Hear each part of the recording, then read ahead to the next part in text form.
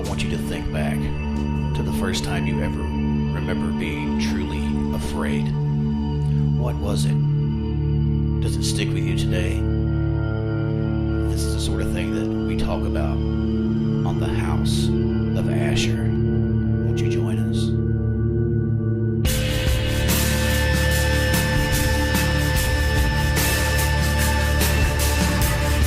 The House of Asher, a clearing house for the mind.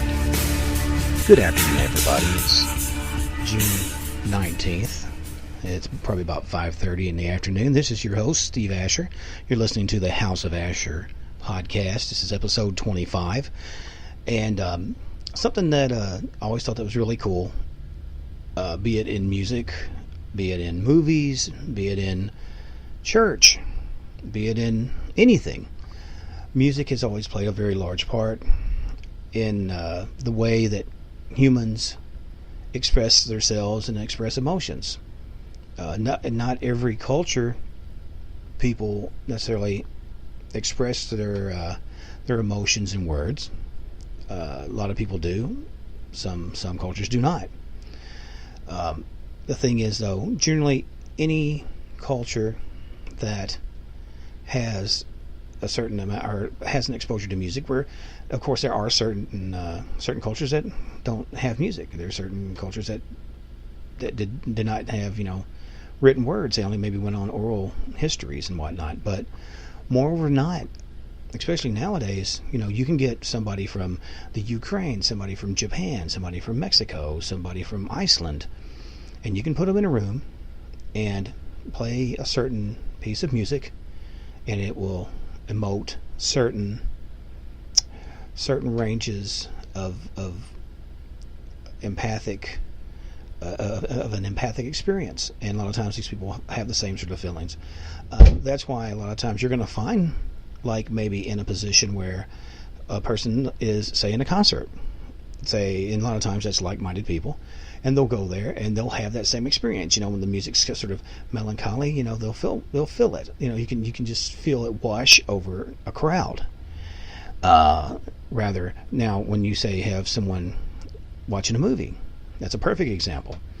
You take a movie, especially something that has high emotions, be it something along the lines of a love story or even a horror story, especially a horror story.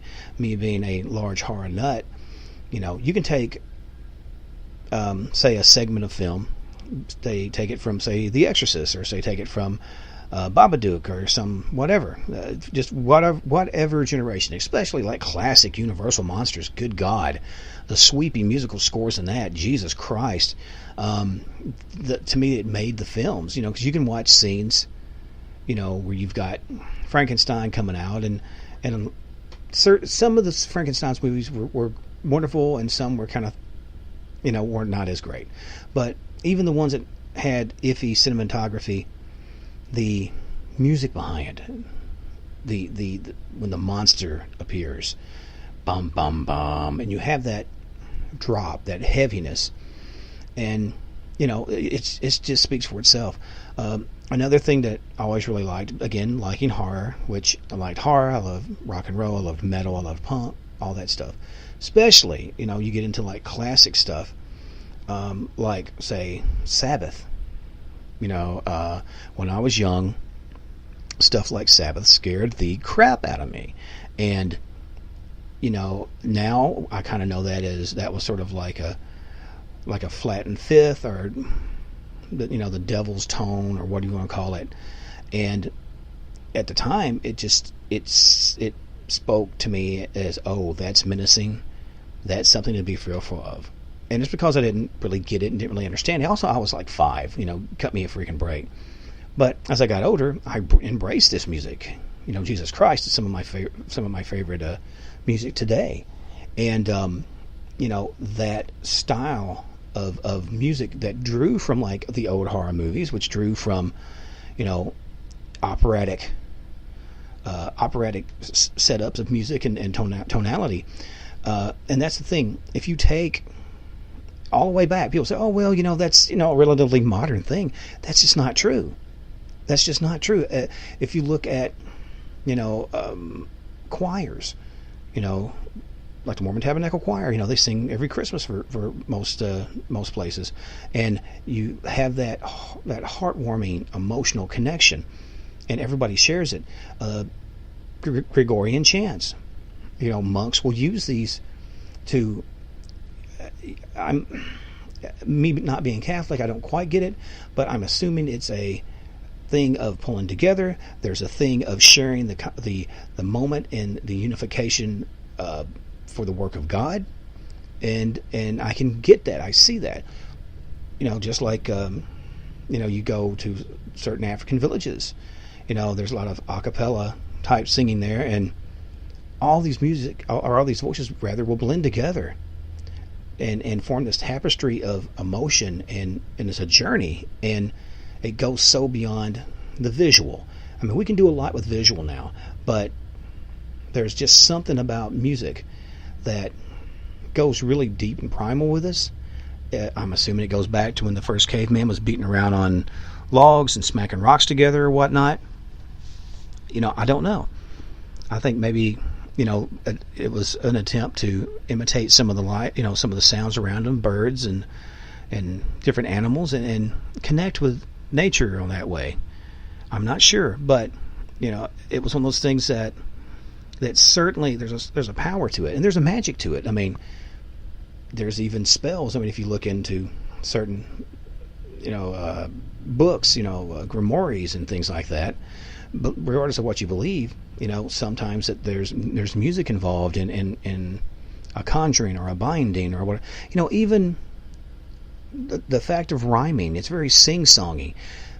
I don't remember when I was a kid someone going, okay, well, when you say something to somebody and you're kind of messing with them and you kind of want to push them back, you do it in a sing-song. I'm sure Mikey and Molly sitting in a tree, I'm sure that kind of morphed from some other previous somebody sitting in a tree. But someone come up with that, and there's a tempo to it and a cadence to it that's recognizable. And doesn't matter if you're English, doesn't matter if you're speaking in Dutch or whatever. There's going to be a variation of that, and I don't know. To me, that's extremely cool, and I've always found that something that was far-reaching to me, and something really earthy about it. And I'm not sure. Maybe I don't know. Maybe it's just because I have an ear for sound. I've been a musician off and on, and I use a small M on that. But I've been a musician off and on for years. So maybe it's one of those deals where if you're a artist and you'll see a piece of art, you may look at it different. You kind of break it down because you know the components that it takes to make that piece of work. Maybe it's something like that. But even before I had my hand on my first Strat, it was a thing of going, oh, this thing here, yeah, I dig that. That moves me. I'm having a bad day. I'm having stuff going on at home that's really not cool, and I can fall into this and escape for a little bit. Or I'm having a bad day. My as I'm older, my boss is being a real jack, whatever. And I'm like, I can put my music on and maybe not kill somebody today. Maybe this is my therapy. This is my church. This is my balm for my wound. And I think there's real truth to that. That music in the Savage Beast. I played a lot of music that was extremely heavy, and some to the outsider would appear probably violent, but for me it was Mother's Milk, and it really helped me kind of cope and get through. But I'm curious what you guys think about that.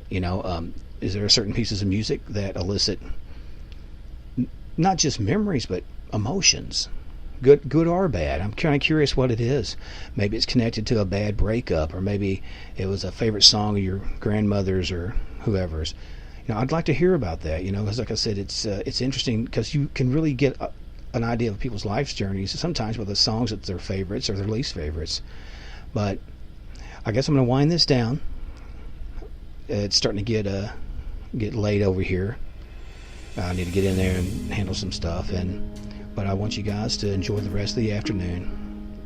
But as the night closes in and the shadows grow long, I want you to make sure to check under your bed, in your closet, peek around out your back window. You never know. You may be looking at some devil up there looking to make a deal with you, you know.